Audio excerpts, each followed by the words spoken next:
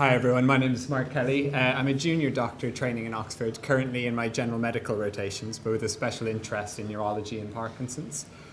And with my research with OPDC over the last couple of years, I've been looking at some of the existing treatments in Parkinson's, and particularly the side effects of those treatments. So today I'm going to be talking about the gold standard treatment, levodopa, in Parkinson's, and particularly looking at some of the side effects like dyskinesia and on-off fluctuations. So this is dopamine, which is released from a dopaminergic neuron, like the cartoon you see up there. And very simply, in Parkinson's, these neurons disappear, and we're left without enough dopamine in the brain, and we replace that with levodopa, which is turned into dopamine in the brain and hopefully provides a symptomatic relief of Parkinson's. But like anything we do in medicine, there's always a risk and a benefit to any treatment. So the benefits of symptom relief that we see with levodopa often have to be balanced against the risks of adverse effects. And the adverse effects that people will probably be most familiar with are known as the motor complications of levodopa. And I'm going to speak about two of these in particular today. The first one is dyskinesia. Dyskinesia, most people might have a fair idea of what it is. It's an involuntary movement, but different to tremor or other Parkinsonian movements. And it typically occurs during the peak dose times of levodopa. What do I mean by that? Well, as you can see on this graph, this purple line that goes up and down is essentially the dopamine or the levodopa levels in the blood when you're on treatment. And each time you take a dose of levodopa, your levels go up. And what some people experience at the top of that curve, or at the peak dose, is they experience this unusual movement or abnormal movement called dyskinesia. The other thing they may experience is then at the bottom of that curve as the levodopa wears off. And that's known as motor fluctuations or on-off phenomena. And that's when people switch from on, where their symptoms are being relieved effectively, and can switch into off, where their Parkinsonian symptoms come back, often come back quite quickly.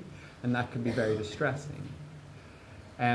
These are both very common effects, but they tend, on the whole, to occur later on in the disease course of Parkinson's. Certainly by 15 years of treatment, virtually everybody will experience both these effects in some shape or form, but sometimes people can experience that much earlier, and also people experience them in different ways. While most people will experience this in some shape or form, it's important to try and identify who's going to experience this earlier than others, because some people can experience this within their first year of Parkinson's if they're on levodopa. So there have been a lot of studies looking at predictors of motor fluctuations and of dyskinesia, but there are some issues with these. Most of them are retrospective, so for instance, they would find people with dyskinesia and try and look back in time to see what happened to lead to that point, which can be quite biased. They tend to often be cross-sectional, so they only look at a single snapshot in time by comparing people with dyskinesia and without, which in a long-term condition like Parkinson's may not be that clinically relevant. And also they tend to look at late-stage Parkinson's, so people who have had it for 5, 10 or even longer, 10 or more years, at which point we're not identifying those people who have had dyskinesia from an early stage. Finally, these studies have a lot of conflicting evidence. For instance, some will tell you that women are more likely to get dyskinesia, or some will say that the longer you take levodopa, the more you increase your own risk of dyskinesia. But some studies disagree with that. So the aim of this particular study was to try and identify predictors of both dyskinesia and motor fluctuations in an early cohort like the Oxford Discovery Cohort, and do this using a longitudinal analysis, so over time, following this up in a more clinically relevant way. Anybody who's taken levodopa and is involved in Oxford Discovery will have been included in this analysis, particularly if they were followed up after 1 year. So if we saw you at any point after 1 year from your diagnosis, you will have been included. And the way we determine who gets dyskinesia or who gets motor fluctuations and who doesn't is very simply at each 18-monthly visit, asking people if they've experienced these side effects, or sometimes we would witness it directly in clinic ourselves and record it. When we record it, we can plot it over time on a graph that looks like this. There's a lot in this slide, but the most important things are to look at these two curves on the graph up in the corner. So along the bottom, we have time or duration of Parkinson's. You have duration of Parkinson's in years, so 3.5. Oh, brilliant. So 3.5 years, 3.5 to 5 years, 5 to 6.5, and then 6.5 to 10 years. And this black line here is the proportion of people who are newly experiencing dyskinesia at this time point when they hadn't experienced it at a previous one. So that's your risk of dyskinesia over time. This curve here then is the proportion of people who have not yet experienced any dyskinesia at all. And as you can see, by the end of our timeline at 6.5 to 10 years, more than 50% of the population have experienced dyskinesia in some shape or form. So it is very common. Even more common is the on-off fluctuations, because these do tend to precede dyskinesia in most cases. And by 6.5 to 10 years, more than roughly 2/3 of the population are experiencing on-off fluctuations. So they are very common. And once we have those graphs, particularly that black line along the bottom that I showed you, we can look at what risk factors basically increase your risk of dyskinesia or motor fluctuations. And I separated these risk factors into 3 groups: medication factors, disease factors, and patient factors. And I'll go into each of these in turn, looking particularly at the dyskinesia data. So in terms of medication factors, I won't get you to worry too much about the numbers, but these are 3 new curves. Each one of these is a person's risk of dyskinesia over time, this time separated according to the dose of levodopa that you're taking. So not surprisingly, if you're taking more than 600 milligrams of levodopa, you'll be up on this line, and you're a lot more likely to experience dyskinesia than someone who's taking less than 300 milligrams, which is this line here. And we know that that dyskinesia is a side effect of levodopa, so not surprisingly, the more of it you take, the more likely you are to have dyskinesia. Perhaps more interestingly, people who get a good response from levodopa and who find that it relieves their symptoms very effectively are also more likely to experience dyskinesia. And this brings us back to that balance between risk and benefit. So those with the greatest benefit will also be at greatest risk. One important thing to note is that duration of treatment, so the number of years for which you have taken levodopa, does not actually increase your risk of dyskinesia in our study. And this kind of goes back to a relatively controversial topic, because over the years there was this belief, both amongst doctors and people with Parkinson's, that you were only ever going to get a few good years out of your levodopa. And therefore it was better to delay levodopa and take it later on, because once you start it, it's like starting a clock and you only had 5 or so years before you start to experience dyskinesia. While technically over time, the longer you're taking levodopa, you are more likely to experience dyskinesia, that's probably because you'll be increasing your dose over those years, and also your Parkinson's will have progressed. So actually, if you were to wait 10 years before starting your levodopa, you'll actually catch up very quickly with somebody who takes it early on and takes it for those full 10 years, and there will be very little difference, and other studies have shown that.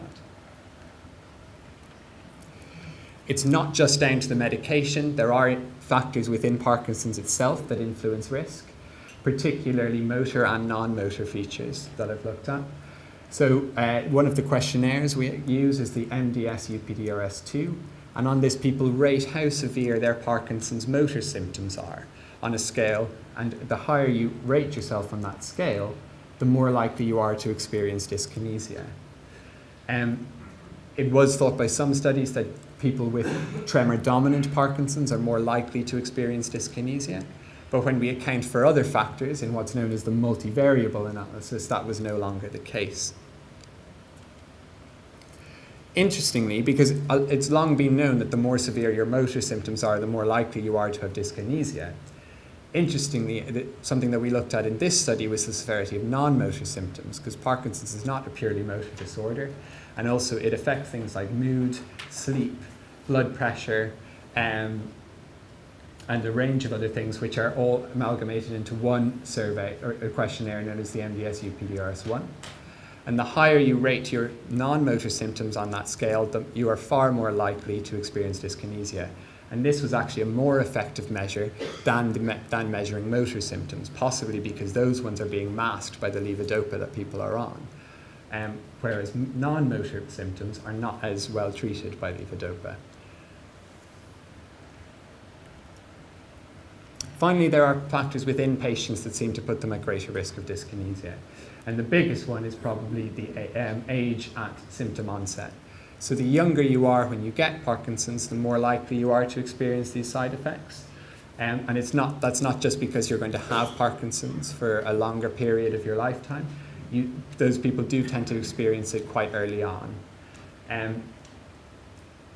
Technically, there are more women with dyskinesia than men in our cohort, but this is probably not down to gender, but actually down to other confounding factors which we put into our model, particularly BMI. So people who are of lower body weight are at greater risk of greater risk of dyskinesia, particularly, probably because they're more sensitive to the effect of the medication. And that's what's shown here. So these are people who were diagnosed, whose symptoms onset below 50 years of age. And this is the risk amongst people whose symptoms onset at greater than 70 years. I won't go into as much detail with the on-off fluctuations, because all that data was on dyskinesia. But things to note are that most of the things that put you at risk of dyskinesia at your peak dose will also put you at risk of on-off fluctuations at your trough. Particularly non-motor symptoms again, and younger age at onset. And perhaps surprisingly, the higher dose of levodopa you take, you will be more likely to experience these side effects, which presents a difficult clinical conundrum. But what I suspect is that when we treat people and when people experience these effects, we will increase their dose in clinic, and then what they're experiencing is probably better symptom relief in their on period, but a greater contrast between on and off symptoms. It's not all doom and gloom, and I don't want the takeaway message here to be that people should be afraid of levodopa, because actually it's quite the opposite, and that's why I put this slide at the end, and I want to come back to the balance between risk and benefit. Because as I've shown, these side effects are very common. However, that doesn't mean that they're going to cause that much of a problem, because even late on in our timeline, the impact that dyskinesia has on people is still, more than 50% of people will say that they experience absolutely no effect from their dyskinesia at all. And many people won't even be aware of it unless it's pointed out to them in clinic. And it's these two lines here are the people who experience kind of moderate to severe effect, and that's less than 5%, even at 6.5 to 10 years. Motor fluctuations do have a slightly greater impact. So half of people will report at least some effect, and another 20 or 30% will say that that is a moderate effect, but still only less than 10 will say that it's severe. And most importantly,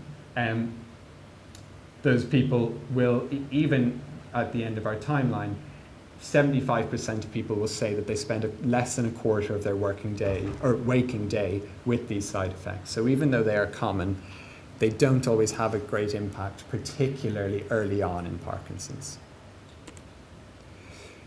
So what have we shown from this data? Well, as I said, motor complications are very common, and they do occur even from early stages in Parkinson's once you're put on treatment. While they are common, this impact is often minimal, even when you get up to an intermediate level at about 6.5 to 10 years. More than likely, the risks of these side effects are going to be outweighed by the benefits that you're getting from treatment.